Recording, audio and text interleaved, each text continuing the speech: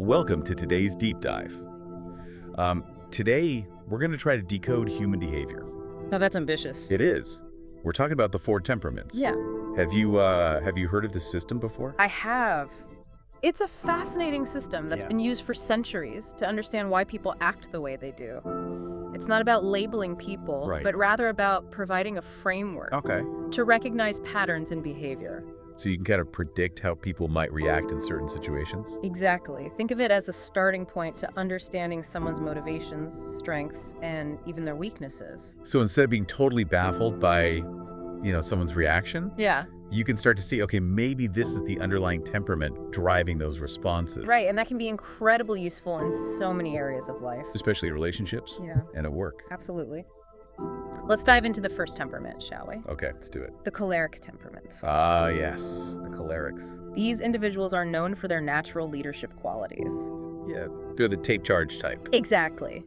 They're driven, ambitious, and often have a very commanding presence.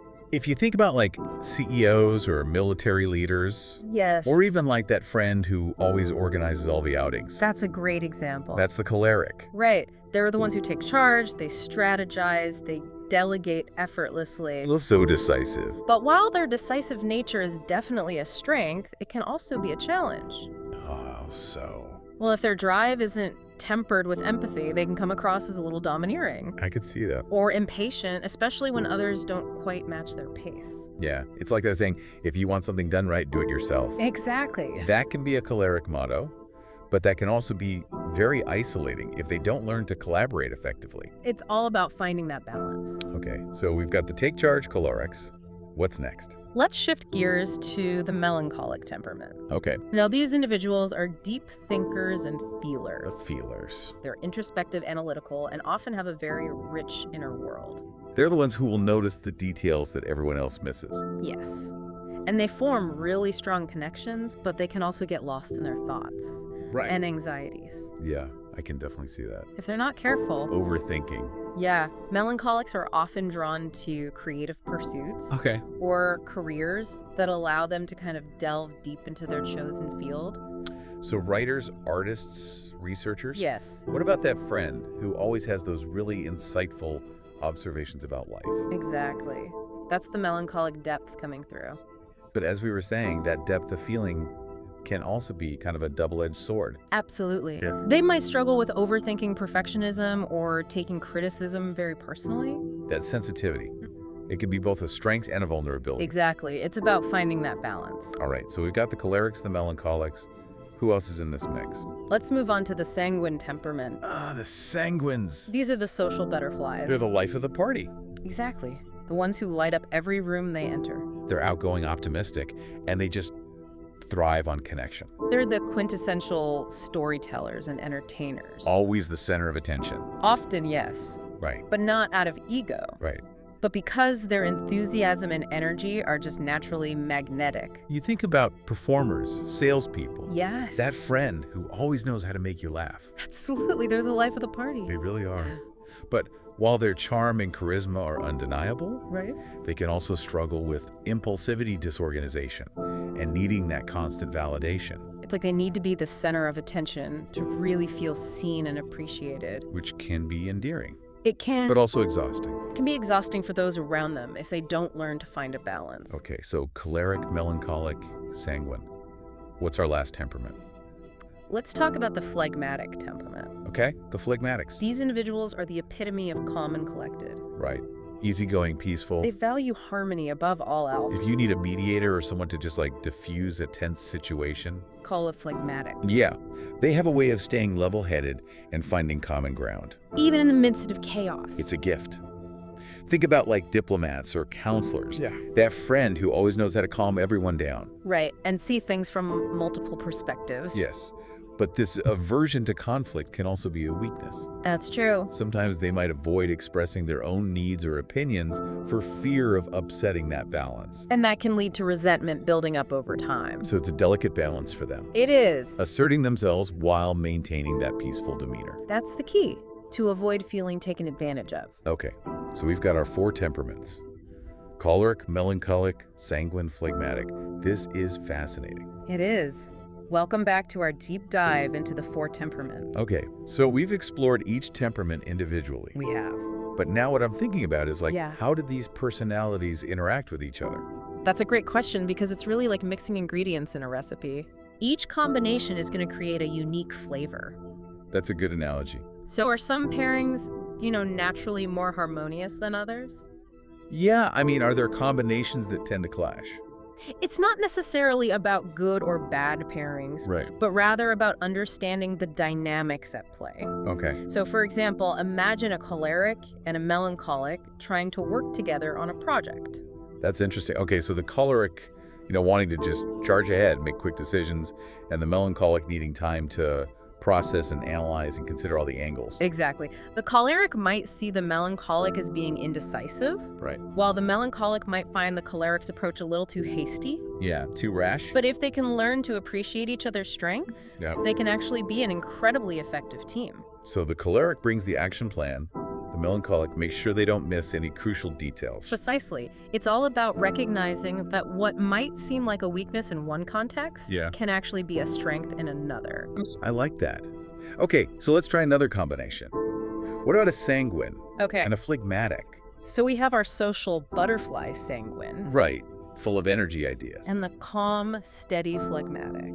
Who wants everything to just be peaceful? Who prioritizes peace and harmony. I could see how that could really go in a few different directions. Definitely. A sanguine might initially find the phlegmatic's kind of reserved nature a little boring. Yeah. While the phlegmatic might be a little overwhelmed by the sanguine's constant need for stimulation. Right, too much. But if they can find that middle ground, this pairing can actually be quite delightful. The sanguine brings the excitement, pushes the phlegmatic out of their comfort zone. The phlegmatic provides that grounding presence, helps the sanguine stay focused. Exactly. It's about balancing those energies. So it sounds like any combination could potentially work well. It could. It just depends. It does. What about if you have two of the same temperament together? What if you had like two cholerics? Ooh. Two strong-willed, decisive individuals. I mean, wouldn't that just be a constant power struggle? It certainly has the potential for conflict, especially if they're both vying for control. Right. But on the flip side, they can also be incredibly inspiring to each other. Oh, because they understand each other's drive and ambition. And that shared energy can be quite motivating. So instead of competing, they could collaborate and achieve great things. They could, as long as they can keep their egos in check. Right. That's important. Okay, so we've talked about how these different temperaments interact with each other. We have. But what about understanding our own blend? Yes. Because, I mean, we've been talking about these temperaments as if they're totally separate categories. Right. But I don't think it's that simple. It's very rare to find someone who fits perfectly into just one description. Exactly. So most of us are a blend of two. At least two. Sometimes even three. Yeah. So this is where self-awareness becomes super important. It really does. How do we even figure out our own personal temperament blend? That's the question, isn't it? Is it just a matter of identifying the traits that we resonate with most? It's a process. It's a process of self-reflection and observation. Okay. So pay attention to your natural inclinations. How do you typically respond to stress? Okay. How do you make decisions? What energizes you? What drains you? Those are really good questions. And as you start to pay attention to those things, you'll begin to see the patterns in your own behavior. And I'm starting to see them already. I mean, I'm definitely a mix. Most of us are. But why is it so important to understand our own blend? That's the next step. I mean, what difference does it make? We'll explore that when we come back. We're back for the final part of our deep dive, and we're really getting personal now. We are. Talking about temperament blends, because like we said, most of us aren't just one pure temperament. Right. It's very rare. Yeah, we're a mix. So how does knowing our blend help us? Well, think of it like this. It's like having the owner's manual to your own personality. I like that. It helps you leverage your strengths, work with your weaknesses, and ultimately live a more fulfilling life. Okay, so it's not about like changing who we are. No. It's about working with what we've got. Exactly. Okay, so for example, let's say I figured out that my dominant traits are choleric. Okay. And sanguine. What does that tell me? Well, that combination suggests that you're someone who's both driven and outgoing. You thrive on taking initiative, leading others, and bringing a lot of enthusiasm to whatever you do. Yeah. That sounds like me. Yeah. But I can also see how that could lead to, like, impatience or frustration if things don't move quickly enough. Right. Or if you feel like your ideas aren't being heard. Exactly. But that awareness is key. Okay. Because recognizing those potential pitfalls allows you to put strategies in place. So I could, like, consciously practice patience. Exactly. Especially when I'm working with people who have a different approach. Right. And maybe find healthy outlets for that sanguine energy. Okay, like creative projects or social gatherings. Yeah, exactly. So it doesn't spill over into situations where it might not be as helpful. I see. Okay. Let's try another blend. What about someone who's melancholic? Okay. And phlegmatic? So someone who's deeply introspective, sensitive, and also values peace and harmony. Yeah. They'd probably have a very rich inner life, but also maybe a tendency to withdraw from conflict. That's a great observation. For this person, learning to assert themselves while maintaining that sense of inner peace would be really crucial. So maybe practicing clear communication techniques. Exactly. Or finding ways to express their needs without feeling like they're disrupting the harmony. Right. It's all about finding that balance. This is really cool. It's like having this whole new way of understanding people. It is. It's like a new lens to view the world. Yeah. And not just other people, but ourselves too. Exactly. Because the beauty of this is that it empowers us to make conscious choices. Okay. We can create environments that support our natural tendencies. Yeah. We can build relationships that really complement our strengths. Right. And we can navigate challenges with more self-awareness and understanding. So as we wrap up our deep dive, I want to encourage everyone listening to really embrace the complexity of your own blend. Don't try to fit yourself into a box. It's not about labels. Yeah. Celebrate your strengths. Acknowledge your weaknesses. And use this knowledge as a tool for personal growth. For deeper connections with the people in your life. Exactly. Because self-discovery is an ongoing journey. So true. So keep observing, keep reflecting, and keep refining your understanding of yourself and others. It's fascinating stuff. It is. Well, that's it for this deep dive into the Four Temperaments. We hope you enjoyed it, and we'll see you next time.